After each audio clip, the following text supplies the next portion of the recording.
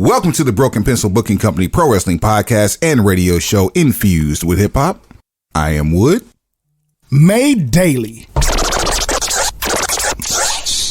with organic, farm to table, localized, neuralized, sterilized, Scotch guarded for 2020 repellent, available online, shipped via Amazon, not available on Sundays, but now available on thebeastradio.com.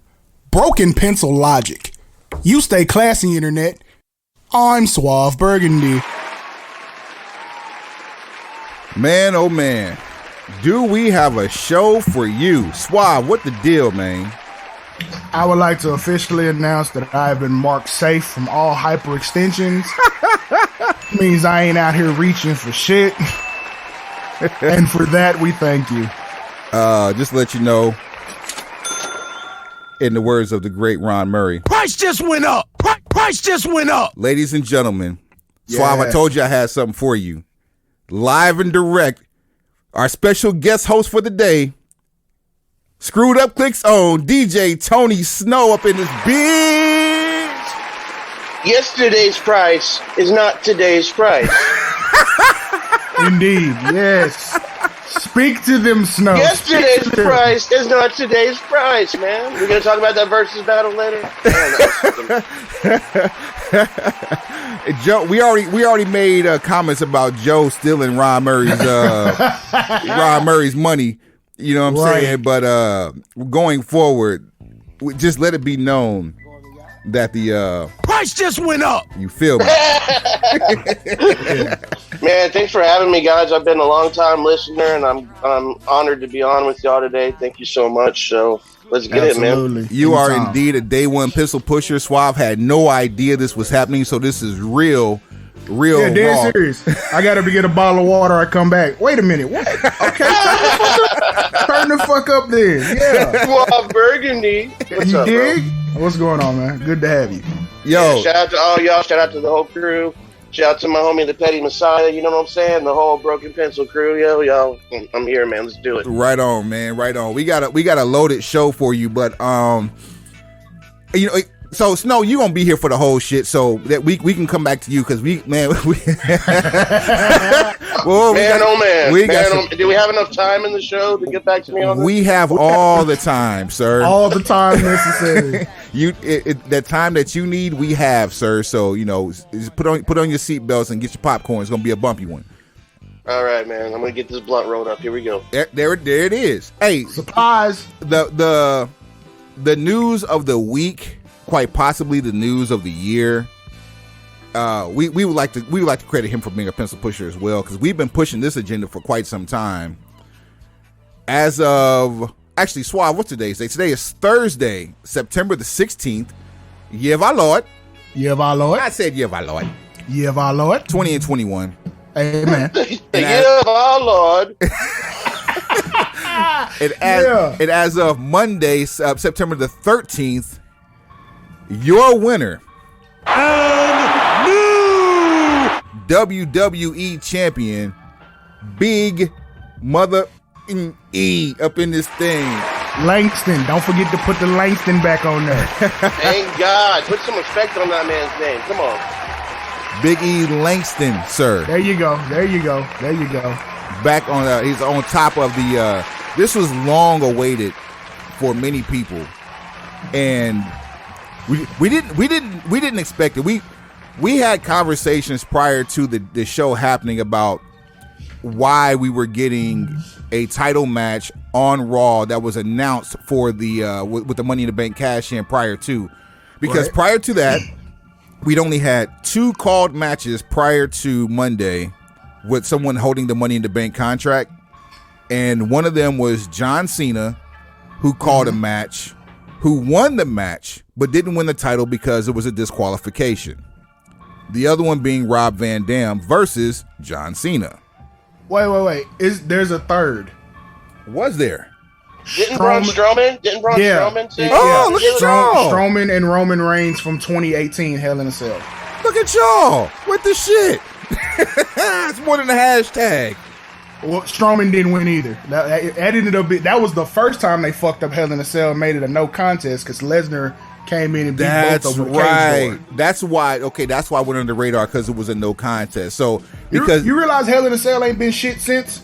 well, the next year was the whole Fiend Seth Rollins bullshit. Dude, so that thing was further just prove terrible, my man. point. Oh my gosh, the Fiend and Seth Rollins bull crap. Like, oh my god, bro, really?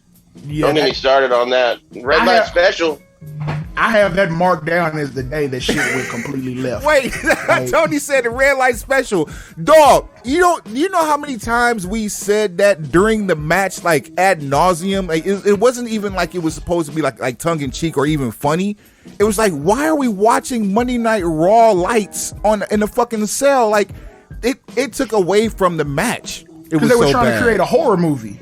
It was Oh bad. yeah, but they could have done that like with his first match as the Fiend, and then the rest of them do it as freaking a regular match. Because I mean, sure, we might have been able to see it well on TV, but I know a lot of people that were at those live events that were like, man, during the Fiend match when they put those red lights on, we couldn't see nothing.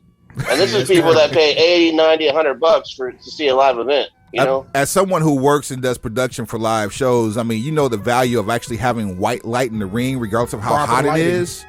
But like, but like the house lights are supposed to be like, typically during a match, house lights are supposed to be down with or without cameras, just for the effect of you being, paying top billing. It's like it's a theater aspect. You don't have the lights. It really is. It is, and it's supposed to be like that every aspect. Like when the entrances start, you turn the house lights down, you turn the ring lights down. You put everything on the stage. Like you said, it's like theater, man. And I think they just missed the boat on that one. or they rode the boat way too long and puffed way too much on said boat. This is truly beautiful. For all of you who have been listening to the Broken Pencil Booking Company Pro Wrestling Podcast and radio show infused with hip hop and think we just be talking out our ass, now you have reaffirmation of the levels of professionalism that we delve in, because now you have people of high ilk, large resume, reinforcing the same principles that we try to teach you on a weekly basis. And talking out of my ass. All of the above. We do all. We specialize in it all. Before we get too deep, let's run into the hashtags. We got Broken Pencil Logic, mark my words, with the shit. Fuck the casual fan. You can't write this, and price just went up. Those are your tickets to the golden round, or the bonus round, should I say? We got all that out the way now. But we definitely don't want to bury the lead. It's still super congratulations to Big E. Oh no, we're not done with that. So indeed, tons of congratulatory thanks go out from the wrestling world massive. The smartest of which come from your WWE Universal Champion, the head of the table, and your tribal chief Roman Reigns, who said two simple words, and those words were not acknowledge me. Smart decision. Which it was. So, who was he talking to? Everybody. talking to Big E, saying it's a good thing you went after him and not me. But do you also think that he might have been talking to somebody else or somebody's else? Not Vincent, just Big Bruce. E? Vincent, Bruce, Kevin Dunn. What's up, Vinny? Nick Khan. Name them all. Just pull up the board of directors and go down the list. There's that name again. Yeah. I just want to know why, as soon as Big E won the title, people wouldn't give that man his moment. I heard so many people like, oh, I guess now this means the New Day is going to break up. And Woods is going to take the title from Big E. Like, dude, just let the man have his freaking moment, man. Why is everyone obsessed with the New Day breaking up? Because they don't have platforms other than social media, and social media gave those types of people feelings, and that's what's wrong with 2021. Because New Day breaking up is the one thing New Day promised you they wouldn't do. And it's like even with a draft separation, it's like, okay, they're separated. They didn't break up. There's no feud. Now they're essentially reunited on the same brand. Still no signs of a breakup unless they force it. The coincidence here is you had rumors of a start date for a draft, which we talked about a few times on here, and we just gave up on the fucking date. So we finally get confirmation of a date, and the same day we get confirmation of the date, it's the same day we also get confirmation that the title match is going to happen. And we also get we also get a rumor throughout these confirmations that Big E was going to be amongst those traded from SmackDown to Raw. Now he doesn't even have to be. And technically, he's still a SmackDown property with the WWE title. So here's where I look at it and I'm like, this is where WWE did the right thing at the wrong time. So literally, last year's draft, you separated the New Day. Pissed off the entire internet. Everybody went off the air, kind of, emotional, messed up about it. Had you actually waited till October 1st and executed the draft the exact same way and have Big E cash in, do exactly what he did, the moment at the end of the night with the New Day all in the ring together for the first time in a year with E as champion is that much more impactful. Even moreover, there's been flack on the internet, God forbid I say that, from people congratulating, but at the same time shunning Tony Khan for having people go over in their hometowns, whereas Vince has been notorious for having people get destroyed in their hometowns. Stockholm Syndrome. Meanwhile, in Boston, Kofi's hometown, Big E gets to win. It's as close as we could get. Like, where is E originally from? Big E is from Tampa. Yeah, we wasn't gonna be in Tampa no time soon. Right, but still, I'm not even saying that Big E should have won the belt in his hometown. I mean, Big E should just win the belt wherever he can to make it seem like it's more of an effect. But right. Hell, if we were gonna keep it G, they should have went ahead and did the draft in the Garden and put E over in the Garden. This is a huge fact. I mean, there's so many things that could happen in Madison Square Garden. Speaking of, how do you have a 9/11 tribute after you bring back Zelina Vega? I almost called her by her real name. After you bring back Zelina Vega and not mention her or have her say something when she lost her father. Don't get me started on that fuckery, man. This woman had her own gear made for the show, special gear. She was all dressed and standing in gorilla, waiting to go out, and they canceled her freaking match right there. That is some sucker shit. That's hometown sucker. That's the hometown sucker shit we're talking about. That's getting beat. That's getting your ass handed to you in your own hometown. Right there. Now, there was at least one segment, but we know one match that went overtime. Yeah. So the initial blame goes there. Yeah, that good match, but it went way too long, even for a Friday night. And I mean, you watched that show. There were segments and matches they could have cut short to make sure they get the important stuff in. There's always, whether it's someone in the ring being greedy and wanting more time, or whether it's something, there's always ways you can counteract that to squeeze stuff in. I mean, this was the 20th anniversary of 9/11, and her dad was killed and she's from New York. I mean, come on, guys. Like, normally they look for stories like that to exploit. Like, dude, I'm serious. And I don't know how in this situation they decided not to exploit the obvious. And we know the production team is undefeated. Even the package they put together was tear jerking. But if you include her in that package, or even come out and say something live after the package aired, fam, it writes itself. How do you miss this? Or even if you're not gonna broadcast it, do something as soon as the show's over for the crowd. Have Zelina come out and do something there. People are gonna film it. It's gonna end up online. Like, if you're gonna let Brock Lesnar beat the crap out of John Cena after SummerSlam goes off the air, why aren't you gonna let Zelina Vega do a tribute to her dad in her hometown? You know what I mean? That's factual. There's an adage in broadcasting and in recording that goes, it's easier to boost than to cut. And look what happens when you cut. Had you boosted the front end, you could have cut on the back end and still not lost anything. You had to cut on the back end because you decided to boost on the front end. Dude, imagine the ratings they could have gotten if they would have aired something like that, man.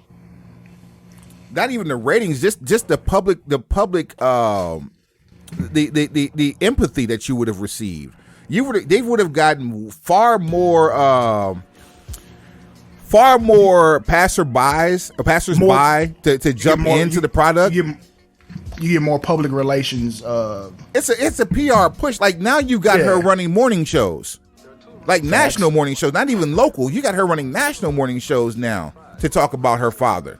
Not even about the E, because we know how what's my man? We know how David Otunga stayed on as long as he had, besides the fact that he's an attorney, but the fact that he was on TV was during Jennifer Hudson's heyday. Dude, if I was her, all those appearances that she's been making, I wouldn't mention shit about WWE. I would be like, yeah, I'm a pro wrestler. Where do you wrestle at? New York. It's this company based out of Stanford. You may have heard of them, maybe not. Just a small little organization I'm with. Nothing major. Or just start referring to them as the worldwide leader and just not say the call letters. I work for the worldwide leader. Yeah. So, It's nothing. It's just a worldwide leader. It's a side gig. So from that, of course, we get people from all over giving shouts out to Big E. We also get pictures coming up with, him and the late great Brody Lee. And because everybody by this point should know how close of friends that they were in real life. And we've talked about this a couple of times on the show too, but not to the point to where it's becoming an issue. It's now an issue that people are going to task and dry snitching on the fact that contracted WWE talent are now having open conversations with those in other organizations, specifically AEW. Just for the simple fact of showing congratulations and giving people flowers while they're alive. One of that person in this case is Big E. I didn't want to talk about this. Why I brought this up, because even though it's supposed to be a joke, you are purposely trying to take food out of somebody's mouth when you know this is a rule that was written and made public for consumption, that contracted WWE talent was not supposed to, quote unquote, engage with other non-WWE talent on social media. Which I'm certain there are holes in this, and it's an ambiguous statement, and there's going to be a lot of workarounds. There's obvious exceptions. If someone passes away, obviously there's an exception involved. I think possibly, marriage, a child being born, anything, where it's just basically either condolences or congratulations. It's one of those two. Now, if you're just talking shop going back and forth, I'm assuming they're frowning on it, but I'm like, the snitch culture of America is mind-blowing to me right now. You would sit in front of either a computer screen or in front of your half smartphone and concoct some shit that, while you say it's in jest, is very loaded in the way you put it out, to where if somebody just happened to have a bug up their ass that day, somebody could end up in some shit behind it. Now, obviously, we know, in Jacksonville, it ain't going on like that. You do what you want to do. You talk to whoever you want to. You stop by whoever's house, play video games, take pictures and selfies.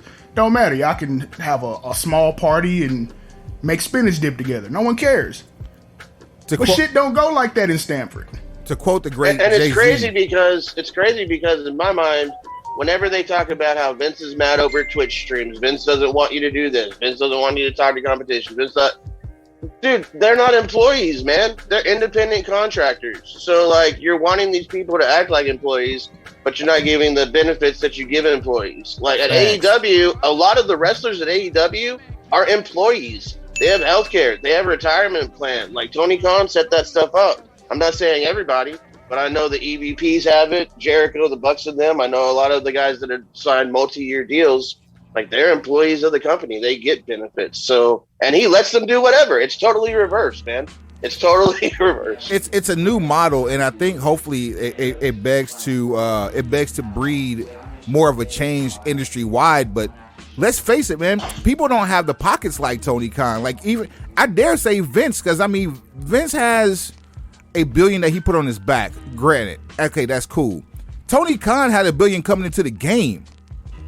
And we were talking about, I called Petty Messiah last week about this, and it's a wild conversation to have, because there are multiple tiers of contracts in AEW and as there would be in WWE, but there's over 100 pieces of talent that could be on TV at any given time on AEW across 3 different programs. One of which isn't even on the broadcast network. It's on YouTube. Right. So like, where does the money end? Does it end? How is it coming in? Like, advertising cost per point can't be that high, to where you can afford to pay all that. So like, I mean, are you operating at a loss? Are you breaking even? Like, I'm not trying to be in anybody's pockets. But what I am saying is he's definitely changing the model. Go ahead, Tony.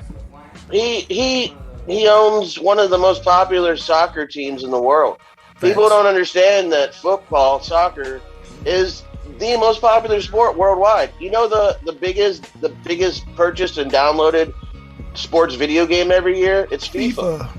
Yep. So like he owns one of the biggest football teams in the British Premier League. He's got more money than he could ever spend right now, man. Like everyone just talks about the Jaguars. The Jaguars ain't shit compared to football club, man. And he's not even the owner. He's a vice president of the Jaguars, vice president of statistics.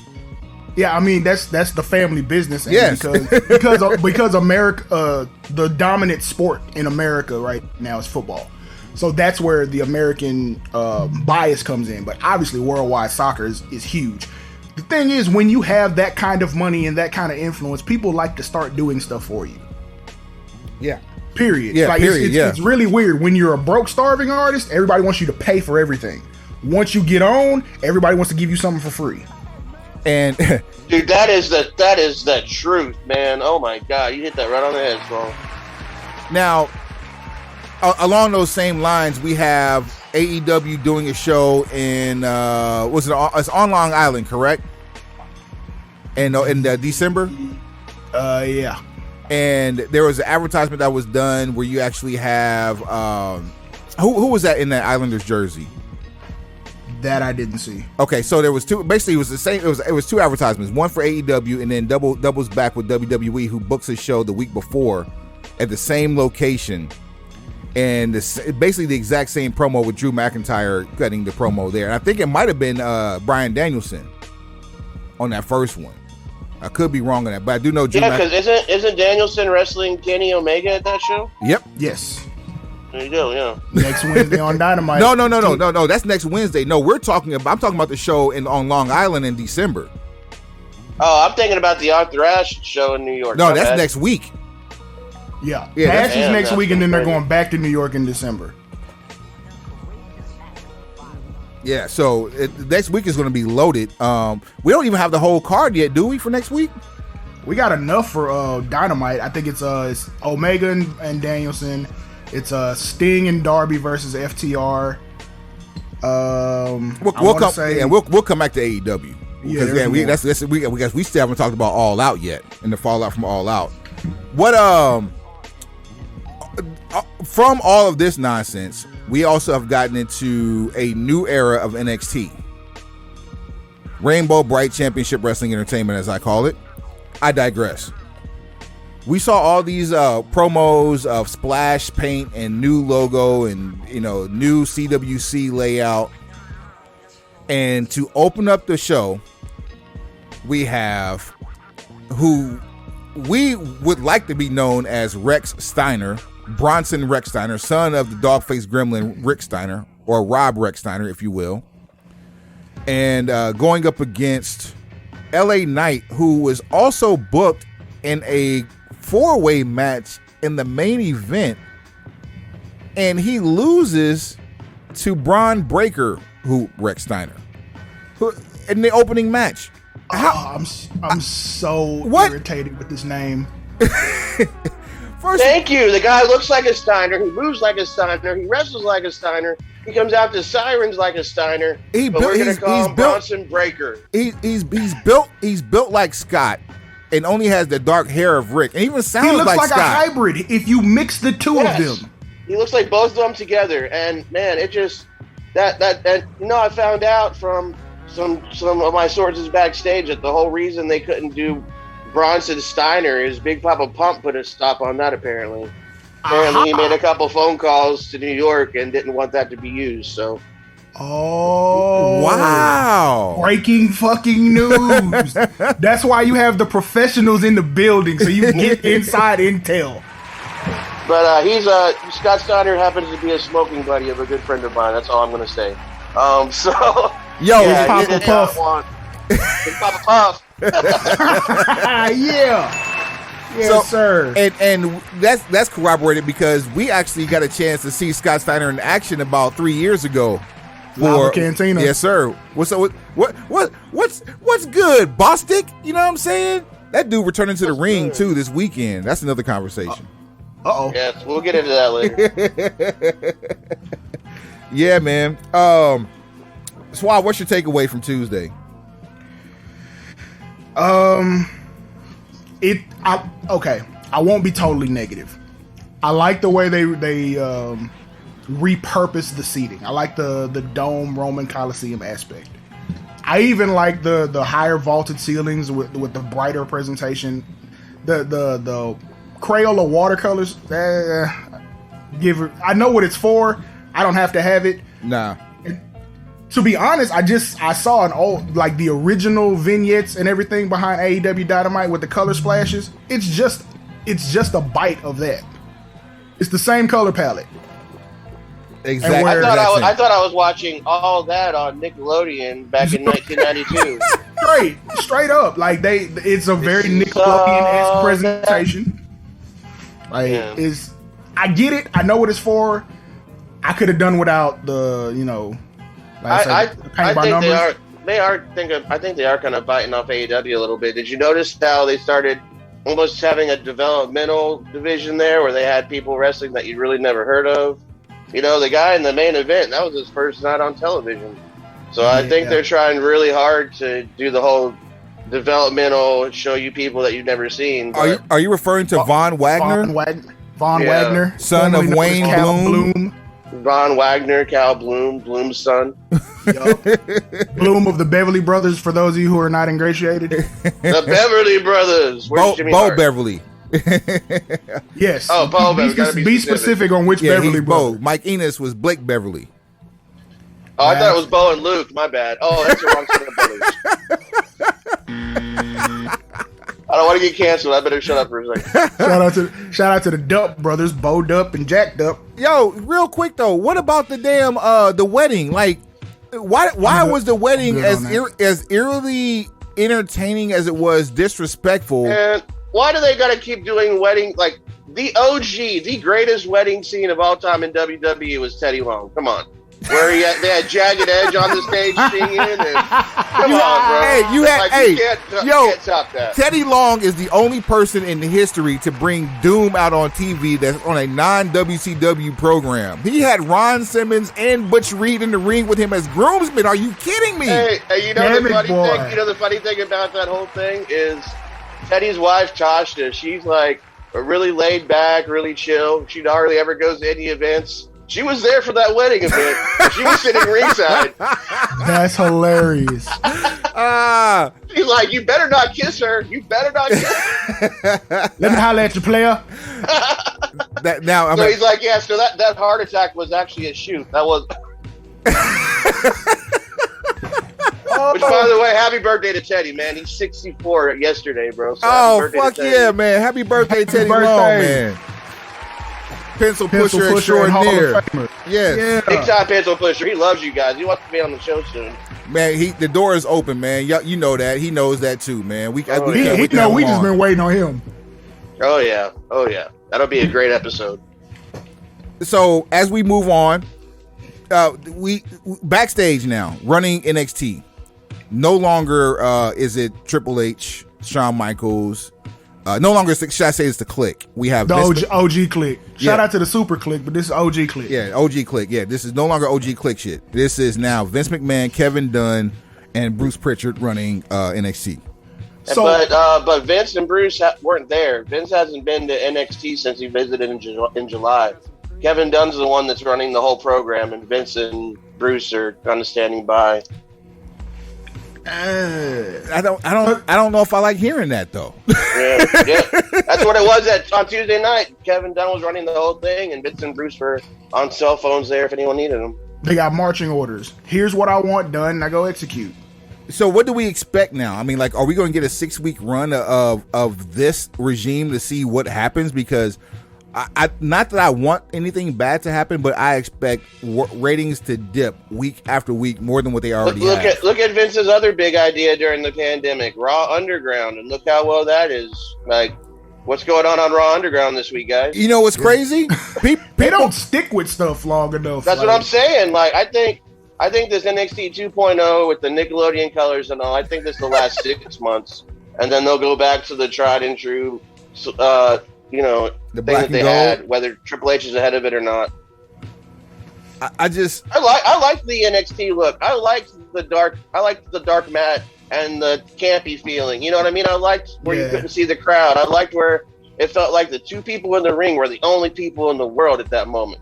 I thought that was like more intense. You know what I'm saying? So that begs the conversation, because we were talking about AEW Dark morphing into the new age version of WCW Saturday Night or World Championship Wrestling from back in the 80s. Like, it looks like the television studio produced show with a dark house where the... Or if they took WCW Worldwide off the rotating platform. Man. Dude, what really killed it to me was when they added when they have the banners hanging down. Like, that totally screams NWA 1984. Yeah. Facts. Facts. As if we if just need Power, the flags of all major countries and continents. Now we really be cooking. Yeah, as if Power isn't already trying to recreate that moment, but still. But where do we see Dark? Where do we see NXT 2.0 in the next, say, 2 months? I think Dark will still keep going on just because of the sheer amount of talent that he keeps bringing into AEW. It's like every other day, one of my Facebook friends posts something taking a picture at the AEW set in dress clothes.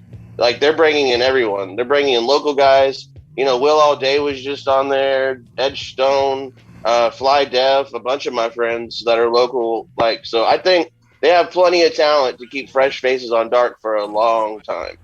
So I don't think Dark's going to go anywhere. Fuego getting signed is a huge bridge for the DFW / North Texas, Texhoma market for independent wrestling. There's at least 5 or 6 organizations in North Texas and Texhoma that have viable talent that's ready for the next level now, and if they, in any given moment, they can show up on either NXT and or Dark and be able to make a name for themselves the same way Fuego did. And it's crazy because it's almost been like a chain reaction. I got to shout out one of my favorite managers in the business, Randy Blakely, aka Lance Romance, the original player.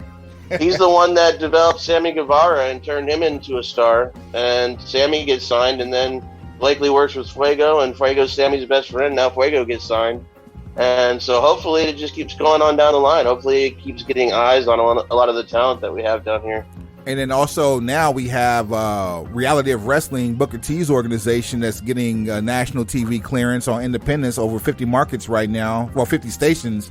It's going to be even more because they just bought out SWE's TV. So Booker T is going to have SWE's TV slots. Yeah. So yeah. More breaking news. that was coming next, Suave. I didn't know if you were aware or privy to that information, but that was I twas not. I twas not. Last thing I had heard from Mr. Bookman, Mr. Huffman. I done fused his first and last. You done turned him into a Good Times character. But hey, SWE's doing fine, guys. They're just selling off their television rights, moving the company to California, and getting rid of half the roster, but they're okay. Hey, turn them loose. Turn them loose. So I guess that'd be a good segue to talk about SWE Fury, because for weeks at end we were participating at the TV tapings. We were coming and supporting you, and that's how we met Teddy Long face to face. And all of a sudden, the rug gets pulled from underneath our feet and their feet, and we see Enzo at a show in Lubbock who ups and leaves the show after shooting on Lacey Von Erich, and then drives to Dallas, which is not a walk in the park. It's not an interstate drive. It's U.S. highway for about 4.5 to 5 hours. And you get the DFW for Parlay Pro Wrestling, and he cuts a promo at Parlay Pro on what he just did in Lubbock. Like, this only happens in Texas. What the hell is going on? It was all good just a week ago. Or maybe I should get Biggie out. It was all a dream. No, man. It's just a variety of things. Man, let me dial it back a little bit, because let's get firsthand account from you. What's going on with you as it relates to the Texoma wrestling scene? With me, with everything, well, I work for a few different promotions. I do play-by-play for Texoma Pro Wrestling, for Red River Wrestling. And then I work with the Independent Wrestling Expo. I work for Palais Pro, which you just mentioned. And I worked with SWE for about a year and a half. I was there from their very first show. So, like, when people are like, all these people that are saying shit about SWE, they don't know what they're talking. Dude, I was there in and around the locker room every show that they had except for one. So if anyone knows what they're talking about and have seen it with their own two eyes, it's this dude right here. Right. You know what I mean? So, it just, man, when I started with them, we were literally in a middle school gym was the first show. And then we went from there to a barn, literally a barn in Point, Texas. It was called the Old Gin. It was a tin roof, tin building. And the locker room for the talent was in a tent in the backyard. And so that whole time they're like telling, oh, we're building, you know, more money's going to come. We'll take care of you guys. And we were just like, okay, this is a paycheck for now. We'll see what happens. And then we moved to a new location that's even smaller. We were filming at a studio in Plano with about 20 people in the studio. And then something happened that changed everything, man. They brought Teddy Long on. And that happened because Teddy had seen the product on YouTube and he actually reached out to SWE. And once Teddy came on, man, you know, people can say whatever they want about the dude. Oh, he hasn't been on TV in 10 years. Oh, he's not relevant anymore. Teddy Long's a draw, bro. The dude always has one of the longest meet and greet lines at any of our shows. And so we brought him on. Such a genuine dude too, man. Like he goes out of his way to let you know that you are appreciated by him.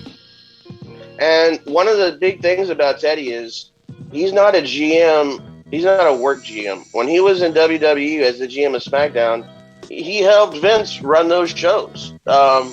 And so, because I mean he was taught by Dusty Rhodes. He used to sit in on Dusty Rhodes' booking meetings, and so.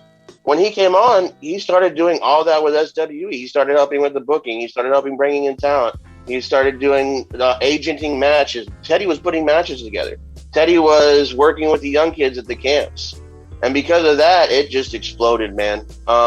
Within the last low show we had was Teddy's second month there. We did a show at Lava Cantina, and it was kind of peaked. But after that, man, I got Teddy hooked in with some of the local wrestling or local hip hop shows that I know, radio shows, and got him doing some spots, got him on Flip's podcast.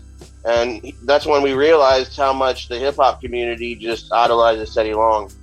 And so we started approaching that side of it, and we got a ton of people out, man. We ran, 2,000 to 3,000 at some of those shows. Man, you should have seen when I introduced him to Mike Jones, man. Who? Oh my gosh. Who? Teddy Long? Who? No. So I was like, Mike, this is Teddy Long. And Mike Jones hugged Teddy Long like he was his long lost daddy that went to the gas station for cigarettes and didn't come home. Yeah. Like he hugged this man so tight. And then we had him on Flip's podcast and everyone. And so that opened up Teddy to the idea that, man, the hip hop world really fucks with me. And so we started that approach, and man, he just started drawing more and more people, man. And he brought in his people. He brought in Boogeyman. He brought in Mark Henry. He brought in a bunch of other people that he knew that just added more and more of a draw to it. And everything was going great, man, until the show in Carthage. That's when everything started to kind of fall apart. So before we get into all that falling apart shit, you and Teddy actually started a Let Me Holla at You Player podcast. Yeah. Hold on a minute, player. Hold on a minute, player. I'm sorry. Yeah. I was actually I wanted to name it Let Me Holla at You Player, but Teddy was like, nah, man, whenever I come out to fix shit, I always say, hold on a minute, player. So and so yeah, we did after I first met Teddy, like we hit it off from moment one, and so we did a thing where I went live on Instagram to promote a show we were doing in Canton, Texas, and I had Teddy on there with me, and we just had such great chemistry going back and forth. It's like we'd known each other for years. I was making him laugh. He was making me laugh. So I was like, man, we should do a podcast. And he's like, I'm down. So we started it out. We did 2 episodes just kind of like this over Zoom. You know what I mean? And my manager, A-Dot, shout out to A-Dot. He's the greatest manager in music. He's done a lot for me, man. What up, though? Tom and Flip and Just in Case and a bunch of other dudes. He's solid. But he hit me up and he's like, yo, man, me and Flip, we want to produce y'all's podcast. We want to have y'all in the same room to do it. So Flip gave us a pretty nice budget, and we flew Teddy in and flew our guests in and stuff, and we recorded a lot of them at Real Life Studios in Dallas, and then we recorded some in Houston. And man, we have 13 episodes filmed, all waiting to drop. Flip's making the theme song for it, and then we're gonna start. I don't know if we're gonna just drop 1 episode a week, or if we're gonna do like Netflix and just drop the whole season so people can binge it, but either way, man, we got stars on there from hip hop and wrestling. You know what I mean? We got Half Pint on there. He doesn't do interviews. You know, we got, Rodney Mack and Jazz. We got Mark Henry. We even got my celebrity chiropractor, Dr. G, on there, man. We got it. So, yeah. So that was one of the really dope things that came out of this Awesome podcast. You know, you super balling when you have a celebrity chiropractor, dude. Bro, I love it because I whenever any of my famous friends, any of my hip hop homies or wrestlers are in town, I send them to him. You can check out his YouTube page, Dr. G Chiro, and he chiropractic adjusts all these celebrities and videotapes it and puts it up on YouTube. And in return, I get free chiropractic. So hey, easy win. You should have seen him try to adjust Mark Henry, though, man. That was something. No. The only person that can adjust Mark Henry might be Big Show. I'm not trying. Yeah, that's a different level of force. So we got the podcast coming, and just stay tuned. We'll have more details. From what I heard from production, we're just waiting on Flip to finish the theme song. So that'll be dope, having the theme song written and recorded by Lil Flip. That's one cool thing about doing a podcast where you have information that's not dated, is that you can drop it whenever. We've got 2 other podcasts that we've done that come from conversations that we have while preparing this podcast here. And so once we start dropping those will just be coming like just from just random snippets of conversations that we've had of just non-wrestling related shit throughout our days. Back onto this. I guess it's no one's going to call it a war, but it's definitely what it is. The lines have been drawn in the sand. You're biting. A brouhaha. Yeah, brouhaha. It's like you got who shot you, and then you got like I shot Hit you. Him up. Like yeah, like it's like you got the same beat, but you got 2 different songs popping. Like, what do we? WWE is known for being reactive. We can't necessarily call AEW proactive because there's no third party involved. In fact, if we can call them proactive for anything, it'd be because they have the quote unquote forbidden door open, in which New Japan has kicked that bitch off the hinges. Reactive then, now, and forever. There ain't no door at all anymore. He was just walking through that bitch. Yeah, it's a screen door that's propped open by the hydraulic pump. When you go to the head shop and you smell that Ganesh number 8 burning, and all you see is beads hanging from the ceiling, that's the door. The beaded curtain. The beaded curtain. You can peek through that bitch, crazy. But if you get pushed through, please believe you're gonna be on TV. So when this getting on AEW is as easy as getting your palm read. Where's Miss Cleo when you need her? So what's next, man? Like, what are we going to do? Or are we going to continue to see WWE concede by imitation?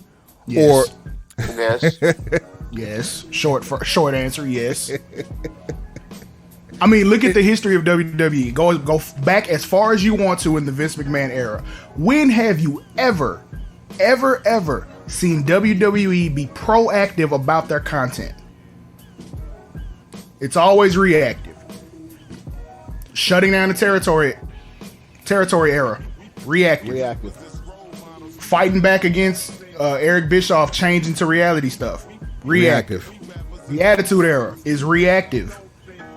The whole, first of all, that wasn't even you want things to be organic. The Attitude Era, keep it a buck, wasn't even organic. When you have to preface your audience on the things that you are about to do because of things that's happened to you and on the business side of things, that not only is that reactive, it's inorganic. But the Attitude Era is giving us some of the best product that we've had to date in the modern era.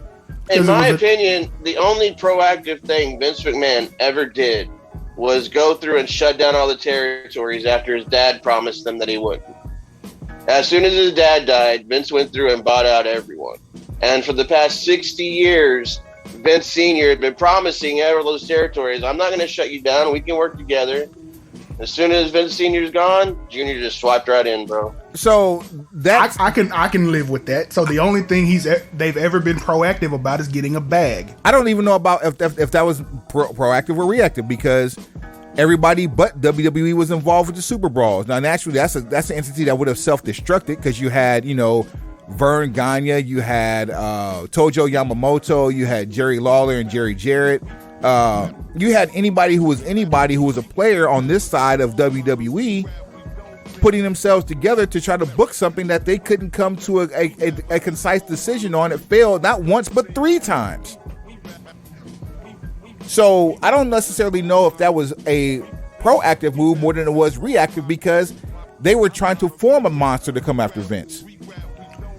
And if the Bill Watts thing hadn't happened, we probably would be looking at a third faction or a third organization that would have been able to compete with WCW and or WWE, at least on a national space, because Bill was traveling at the end of the UWF, but he let his penis get in the way of life. Well, I mean, history repeats itself, and from what I've heard about him, he doesn't have much of a big one. So hey, yo! Yikes. Yikes. Dude, that man has been regarded as the most racist promoter in wrestling history. We've gone well in depth on our position on Senior Watts. Bro, I was shocked to even hear the name Bill Watts come out of your mouth, bro. Like, damn. Yeah, we really only do it when we acting up, or we doing historical references. Yeah, we acting up. Yeah. Let's see, where are we at here? Before we go into, let's go into that. So AEW All Out was the day before Labor Day. Greatest pay-per-view in the modern era. Wow, that's high praise.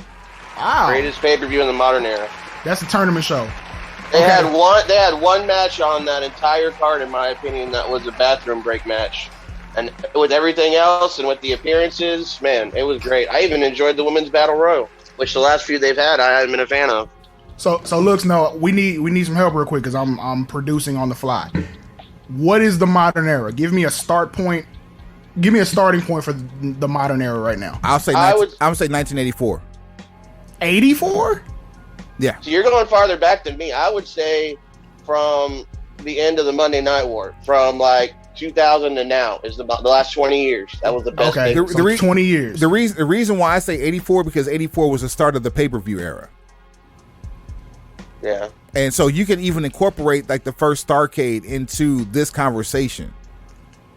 First WrestleMania, where all the fans are crowded around the ring. Yep.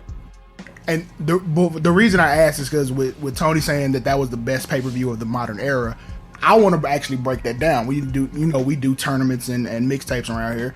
Mm-hmm. Doing that in tournament form, and like, actually, you know what? Snow says 20. I say split the difference and maybe go 15. No. Let's go back. I'll go back. I'll cut my loss on that. Let's go 97. Sorry, 96 rather. Bash at the Beach. That starts the modern era pay-per-view. Shit, just go. Wait, when does HD start? How about that? 2009. Okay, that's almost splitting the difference on 20. Okay, I'll do that. Okay, HD, greatest pay-per-view of the HD era. So start in 2009. We'll make a list of our opinions of the greatest pay-per-views from then till now, and we're gonna wax this out tournament style. Because if you were to go all the way back to 84, I got to say one of the close ones, if not the best, Halloween Havoc 97, man. Right. Yeah. People don't even remember about that pay-per-view, but come on. You had Eddie Guerrero against Rey Mysterio. We talk about arguably one of the greatest wrestling matches of all time. We talk about that match 5. All the time. That's the match that stands out for us for Halloween Havoc 97.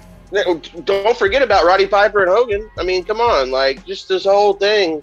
You had that whole feud starting. You literally had Ultimo Dragon and Yuji Nagata started the show out, and that was an incredible match. Starrcade 97 is not bad either. Yeah, Starrcade 97 was great. But yeah, I mean, Halloween Havoc 97, you had Kurt Hennig versus Ric Flair. I think it's Scott Hall and Lex Luger was on the show. Was that Hennig and Flair in the cage? Yeah, and then that was the one where Flair got his face rearranged. Yeah, and then it was for the U.S. title, remember? Yep. And then you had the steel cage match with Piper and Hogan, and then like the second best match on the card, in my opinion, Randy Savage and DDP. You remember that feud? Oh man! And this was all on Halloween Havoc 97, bro. These are truths. See, this is the type of debate we need. So we need Tony to come back when we do this modern era pay-per-view tournament. That's going to be a canned episode right there. Please believe it. Modern. Oh, we got a couple of ones we got to do before the end of the year, Tony. We got to do the best never too. Let's do it, man. Give me your mixtape. Give me a top 5 of your best to never do it. You mean best to never win the title? Yep. Yeah, best to never be world heavyweight champion. Number 1 is Jake the Snake Roberts. Ooh, he in his shit. Just right off the top. No. Man, I was gonna say Ricky Steamboat, but he won the WCW World Title. Remember when he beat Ric Flair at the Chi-Town Rumble? Hey, you remember who the referee was in that match? Was it Tommy Young? Chi-Town Rumble. It was Teddy Long. Wow. Teddy Long was the one that gave Steamboat the title and held his arm up. Wasn't he the ref at Wrestle War 2? Yes, he was. Yeah, he was. He definitely was at Wrestle War. So I would say top 5 that never won the title. I'd say Jake the Snake Roberts, Scott Hall, Ted DiBiase. He never won the world title. We'll come back to that. Keep going. He bought it from Andre. Come on. Keep going. Keep going. He never won the world title. He bought it from Andre. Owen Hart. And no, man, because he won it in WCW. I was going to say Rick Rude, but he won the title in WCW. He won the international title. Wasn't necessarily the world title. Yeah, he won the big gold belt when they had the 2 belts going. Exactly. So you could put Rick Rude in that category. Yeah, I could. Let's go ahead and do that then. There's my 5. Now, and it could be argued that even though he was the world-class American champion, that even though that title was the American champion, it could be argued that title was a world title. Yeah. But that's a whole other conversation. We've had this debate on here too. I think it was like episode 48, where about DiBiase and the belt. DiBiase didn't win the belt, but he defended the championship at a house show. So and won. So technically, he was the champion. I don't know, man. Like I say, I work in Texoma, and there's a guy up there named Dane Griffin who was just handed the Oklahoma championship, and I would not, on commentary, I would not acknowledge him as the champ. And then one day he came over during the show and yanked me up by my collar and knocked my hat off and threw me in the ring and beat the crap out of me. But I still stand on. You still ain't the champ, bro. You ain't the champ. Hey, but the green and black attack wasn't with you, so you know. Yeah. There you go. Right. In my mind, if you're gonna defend the title, you have to have won it first. Well, I mean, then Triple H's 2002 doesn't count. Right, and anybody that held the big gold belt in WWE doesn't count. Oh, bro, do you remember when a lot of people? Do you remember Ric Flair's 16th World Championship? You remember how he got it? The one they took away. The one where Kevin Nash just handed it to him. Oh, damn! This belt is still yours, Rick. You just gave it to him. And the next week it was like it never happened. Yep, he lost it. Vince Russo booking, ladies and gentlemen. Vince Russo. Oh, slap nuts over here. Like, no, I'm actually giving you the belt, not the title. You take the belt, take it home, and put it in your trophy case. We're gonna get a new one. That's your belt, but you're not. Yo, all right. So, All Out, best pay-per-view of the modern era. CM Punk put on a very nice comeback match after 7 years of being gone from the wrestling ring and having the match he had with Darby Allin. Like I won't go so far as what Shivani said and call it a classic, but it was a damn good match, especially for a comeback after 7 years. It was for his first pro wrestling match in 7 years. It was phenomenal. The guy looked like he didn't lose a step. Yep. Other highlights would have been help me out, Swab. The women's battle royal, the what was it called? The women's casino royale battle royal. The casino battle royale. The WinStar Battle Royal. Don't say that. It'll be nothing but a few tweakers, and the whole room will smell like cat piss. Whoa! Hey, yo! I live in Oklahoma. I can say that. I see WinStars on your shit list. We do need a casino sponsor for All Out and for these battle royals, though. We need an official casino sponsor. They did right by the fans with the buy-in match with this 10-man tag team match. I mean, this is if there's something out of Teddy Long's playbook, it was this match, and it was a shit show, but it was a happy accident. I actually like tag team match. I actually liked the match. Miro versus Eddie Kingston. You knew Miro wasn't gonna lose, but Eddie Kingston put on a hell of a showing, especially for an opener. Redeem these balls.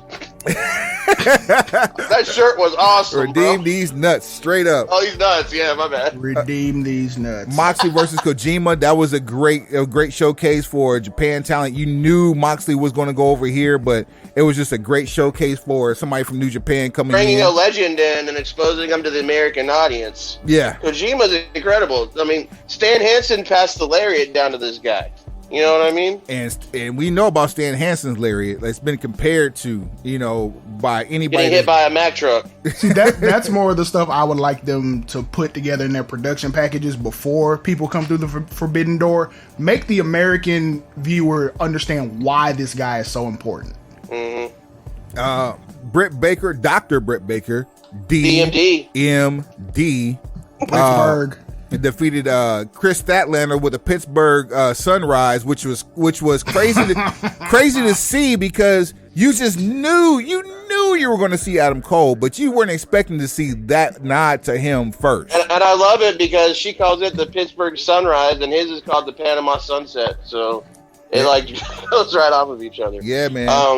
I just when I was at All In a few years ago, Britt Baker was in a Fatal 4-Way. That match was incredible. And she came out to Adam Cole's old music. And that's what I was hoping she'd do on this pay-per-view. I was waiting for the, I've got something for you. But no. And then even then, though, at All In, like, she was pretty new into the business and put on a hell of a showing. Like, we knew she was going to be something special. And then that hardcore match that she put on about a year and a half ago. Under Rosa. Oh my God. Yeah, the best news is if she gets her tooth knocked out, she can work on herself. Or her brother can now, because her brother's a dentist too. You know what DMD stands for? Quick trivia. Doctor of Medical Dentistry. You got it. Ding, ding, ding, ding, ding. Yeah, man. I thought it was about to be a cool reveal on what DMD really means. Whoa, this Jack. This motherfucker. No. This motherfucker. This motherfucking did it. That's funny as shit. I'll give her a do-rag. Lucha Brothers versus the Young Bucks for the AEW Tag Team Championship in a cage. Your winners. AEW World Tag Team Champions, the Lucha Brothers. Man, I keep telling people, man, that's my favorite tag team and probably the best, man. The best tag team in the world. They took some punishment, man. Oh my God. They didn't lay in any of the stuff you expect to see them to lay in the steel cage match, and they still put on a hell of a show, man. Love that match. The crazy thing about this match is it was so epic. It feels like it was like an hour-long match, but the thing was only 20 minutes. Yeah. And it was incredible. The only thing that irked me about it is how they kept calling it a tag team match, which there's no tagging involved. So just do it and just call it a match. I think they should do. I think they should have done, if they want to call it a tag team match, get you a bigger cell like a Hell in the Cell. Yeah, It's still enforce tag team rules where you still got a tag in and out. I've been a big proponent of those cages where the floor is still available for you, like the cell. You don't have to put a top on it, but just give them the floor space too, and just make sure no one can get in or out. You know, that to me, that's a true cage match, but that's only done with Hell in a Cell. Good call out there. Jim Ross took a swig and said that this was like tornado rules, so he did land the plane early on that one. Jim Ross on chocolate cake is what's good for AEW. I don't care what anyone says. Old Jim Ross, Jungle Boy Jack Perry. With a slice of chocolate cake and a shot of Crown, everything will be fine. Dude, I wonder if Jungle Boy gets frustrated with JR giving away his government name every freaking match he has.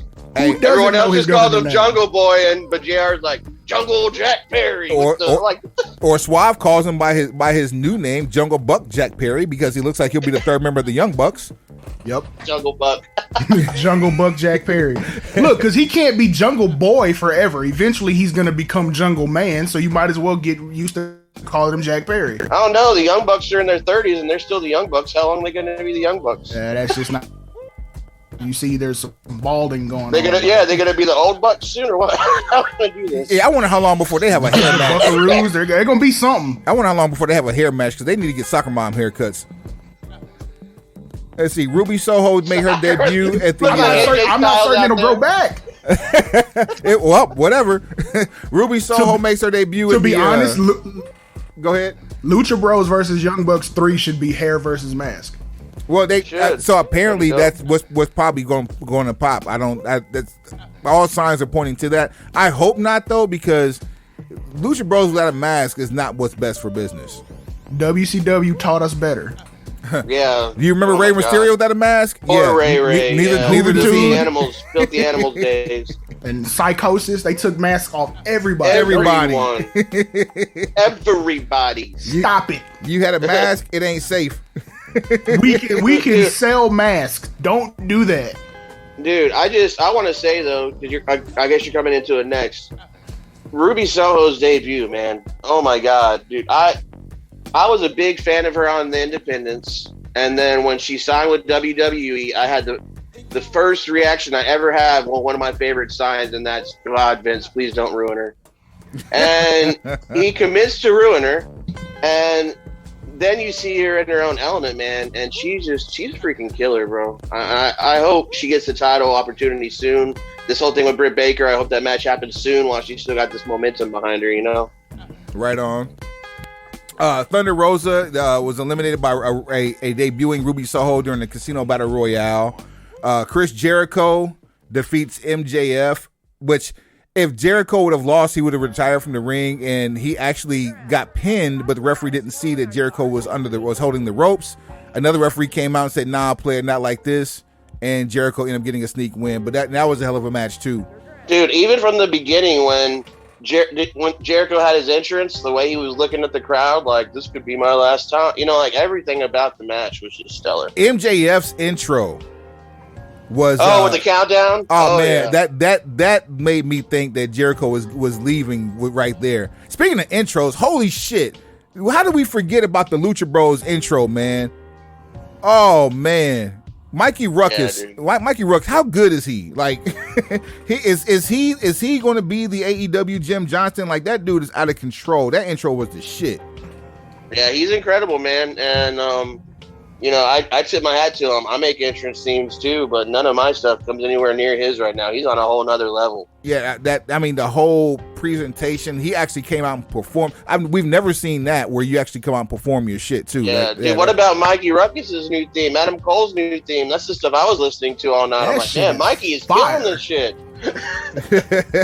Cole's new theme is fireworks, dude. Yeah, and then Danielson's new theme. 5 minutes in, you're expecting bitches to jump out and start twerking. I love it.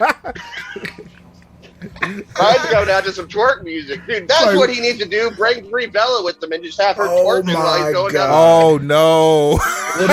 What is the least Bryan Danielson thing you can do? Is to have bitches jump out and twerk into his theme music. Please don't do it in Miami. That's all I'm saying. Drinking out of styrofoam cups. Paul White took the bathroom break from after the CM Punk Darby Allin match, and he actually defeated QT Marshall. Yeah, that was my bathroom break match, man. 3 minutes and 10 seconds. That was the. And I'm gonna see QT in December, and I'm gonna bring that up, man. Hey, 3 minutes and 10 seconds, man. But yeah, dude, it was. I don't think Paul White left his feet. I don't think the man took one bump. I think he got down to his knees one time, and that was it. It looked a little rough at times. Like either he was really selling the chair shot from the other night, or it's pretty rough moving around right now. Dude's got 8 pounds of titanium in his hip, bro. That part. And it shows because he's still wearing the effects of it too. And then finally, your AEW World Championship match. How good is Christian Cage, man? Like, you don't expect him to be in a pay-per-view of a main event of a major pay-per-view versus Kenny Omega for a championship, but this match lasted over 20 minutes. What you saw all the shit laid in. Just a really good match. Like, it was a pay-per-view main event quality match from two Canadians. Like, it was a damn good match. Christian Cage got me interested in Impact Wrestling again, man. I've been watching Impact. Yeah, and I mean, they got the right person for the title to do that too, man. I just hope they do something to get bigger crowds back here soon. I don't know if they have the appeal to get a bigger name to go over there with him, but that remains to be seen come October, November, December when some of these contracts run up. And, yeah, from what I've heard, man, they're throwing the bank at Bray Wyatt trying to get him. It'll be interesting, but at least we know that if we get him on Impact TV, that he will definitely show up on AEW TV haphazardly because of Don Callis. I love it. I don't want no shortstop or no middleman on my dope. Put him where he's supposed to be. I don't need nobody providing car service to get him to where I want him to be. Send him first class, one-way ticket, no transfers, no stops, no layovers. Dude, put him in. Start a faction with him, Malachi Black, and Abaddon. See, and AEW is becoming the home of factions. Like, if they taken anything from New Japan, it's the way how factions run that business. We're seeing that in AEW now. Everybody belongs somewhere. Because truth be told, Layla Hirsch belongs with American Top Team. Yeah, and all the factions are dope except for the Hardy Family Office. I just like them. Why? We're gonna put together 6 different wrestlers that have nothing in common with either at all, and Matt Hardy's gonna make them champions. That part. and last but certainly not least, we gotta give a big shout out to OG Al Snow. Al Snow, owner of Ohio Valley Wrestling, was spotted saving the life of a child who got swept away in a riptide in an ocean. And both of them came out unscathed, minimal impact to injuries. We're reminded of someone we lost last May doing something similar, saving his son in the Lake Shad Gaspard. So that could have come out way worse for Al, and it didn't. So shouts out to you, Al Snow. You're a man amongst men for that epic feat that you pulled off there. Man, long live Shad Gaspard, and shout out to my Uncle Al. There it is. Everybody loves Head. Hey, Suave. Senior Snow. Suave, you got anything before we dip out of here? I feel like we have enriched the public. I don't think there's much more we can give them without charging them a flat fee. There's that. Tony Snow, plug everything, brother. Man, dude, the pandemic's starting to ease over, so shows are starting to open up, hip-hop shows. So I'm starting to get back to that, too. I'm going to be in Fort Worth tomorrow night with Lil Kiki and ESG. We're bringing a Screwed Up Click show to Fort Worth. Saturday, I'll be at Pay Pro. Man, we got Lance Archer on the card. Fuego del Sol. Day one pencil pusher. Lance Archer. Fuego del Sol, Chandler Hopkins, Magnificent Malico. Alexander Zane. Like, just a stat card. And I believe it's only $10 to get in. It's a 360 Arena in Arlington. And then, yeah, dude, I just got a lot of stuff in the works. I just, after I left SWE, I just came to an agreement with Mr. Jerry Bostic from World Class Pro Wrestling. You guys are familiar with him. Facts. And so he's actually, shout out to him, he's actually paying me more, giving me double the dates, and not giving me shit about wanting a hotel room. So shout out to Jerry Bostic. We owe Jerry a visit. Jerry reopened his childhood job after they went bankrupt and kept the Dude, name. I didn't know that, bro. He Yeah. told me when we were talking. He's like, I run a Hastings. And I'm like, dude, I used to go to Hastings in Houston. They're still around. No, he bought the original location where Hastings was, where he worked as a teenager, and turned it into a new Hastings using the Hastings name just to bring back that old feeling. So he's selling vinyl, he's selling pops, he's selling T-shirts, records. He said records, CDs. He's selling books, like everything. All the novelties Hastings has, he has it now in Ardmore, Oklahoma. We owe him a visit. That's awesome. Yeah, we owe him. So a go visit. check him out, obviously, and then I'm at Texoma Pro twice a month. I got the Indie Wrestling Expo coming up October 22nd. So just staying busy, man. Just trying to do what I love and stay busy doing it. Well, I will see you later on this afternoon, sir. And Suave, do me one solid. Yo, Take us to the house. pencil pushers. Heads up, pencils down. We hate that we had to bring Tony on here for the worst podcast ever. Why would we waste his time like this? I don't know. He doesn't know any better. God bless that man. Much love, yo. Jelly Roll's got a new album that's dropping Friday. Yeah, dude. I'm thinking about having him for my birthday show this year. I'm thinking about doing a Lil White and Tum Tum. That shit'd be You dope. need to do a rap and wrestling show. Dude, I've been trying to find the right people, man. I've been talking and pitching it to people. You know, I think Bostic might do something with it. Suave, guess who is a freestyle king, apparently? Is this somebody I wouldn't guess ever? Yes. Yes. Yes. Give me an age demographic, and then I'll give you a better guess. I'll give you an age range, not necessarily demographic. Okay. We'll say 25 to 34. Yikes. 25 to 34. So, and a freestyle king. Where's he Freestyles from? on road trips all the time. Oh shit! Wow. You want a hint? Yeah. Dive! Fuego. Holy shit. Fuego del Sol. He had me send him some beats last year, actually. Fuego got bars. Fuego got bars for days, bro. That's fucking crazy. Now we've been singing the praises of Fuego since forever, like since Lava Cantina, and we never knew he rapped. I'm gonna be with them Saturday night, man. We're gonna be Pele Pro in Arlington. It's a loaded card, and it's gonna be Alan Five Angels and Fuego del Sol against Magnificent Malico and Gideon Vane in a tag match. So that should be fun. I saw Pele Pro when they had that Grand Theft Auto cover for one of their shows, but I haven't seen the actual product or been to a show yet. Yeah, no, it's good stuff, man. The arena is right off of 20 and Cooper. If you're going east on 20, as soon as you pass the Cooper Bridge, it's on the right-hand side right before you get to the car dealership. It's like a gray building with red trim.